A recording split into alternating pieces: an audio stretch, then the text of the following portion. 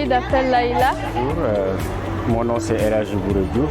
So my name is Cheramoy Claire. So that at the end of the day, the question of how you validate knowledge and what you know is going to be a part of the discussion that we have to undertake. We are not here as lecturers. We are not teachers. We are here to give you some inputs so that you can carry on the work that you've been doing of thinking. When we see these artifacts in museums, they're simplified and reduced to perhaps one aspect of it, and the simplification and the account of our lives is always reduced and it's just one thing. When in reality, like just in the pictures alone, there's this, like at the bottom, the top right, for example, that's an artifact you can find in different parts of Ethiopia. It means different things if you're traveling to different places. And some places it's just something you keep in the house, and other places it can be used as like a mug.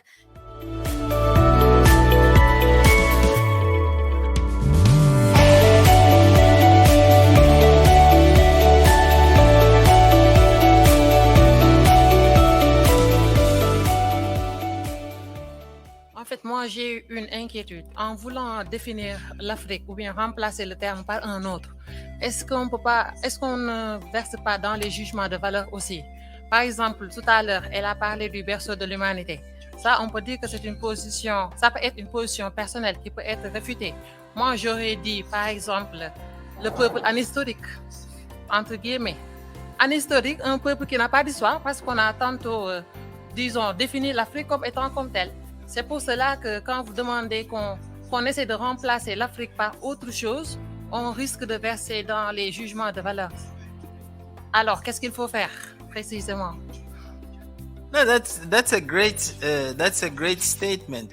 You see, because that gives substance to the attempt, that we are trying to make here. If I say Africa and a Swiss colleague says Africa, or someone who does not have my political views says Africa, are we talking about the same thing? Bonjour, je m'appelle Omar Mouk, je suis doctorant au département de philosophie. Je travaille sur la question de la prospective en Afrique. My name is Sandra Brown Edufo.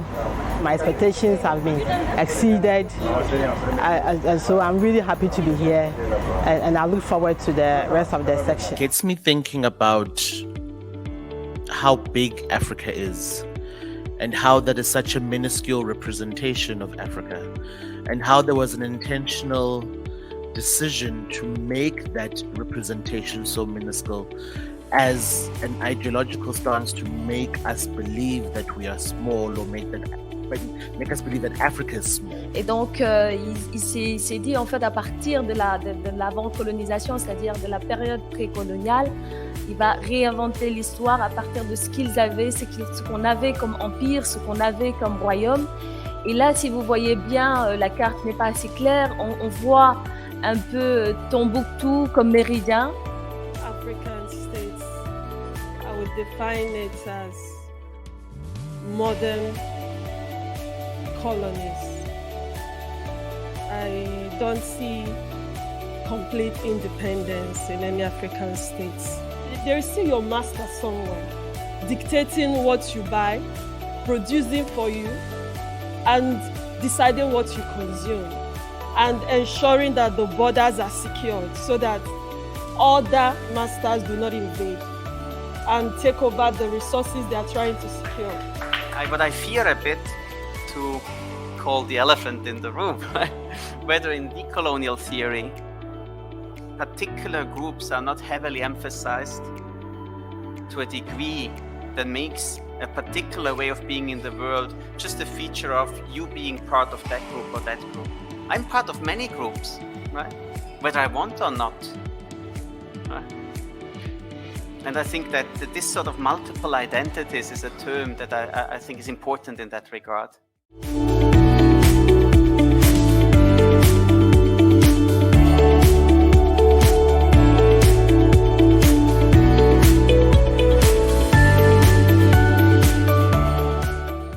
At the very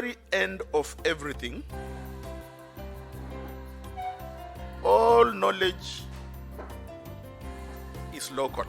And I think the challenge for us in Africa is the extent to which we can universalize our own local concepts. It's been a great week that we have had here.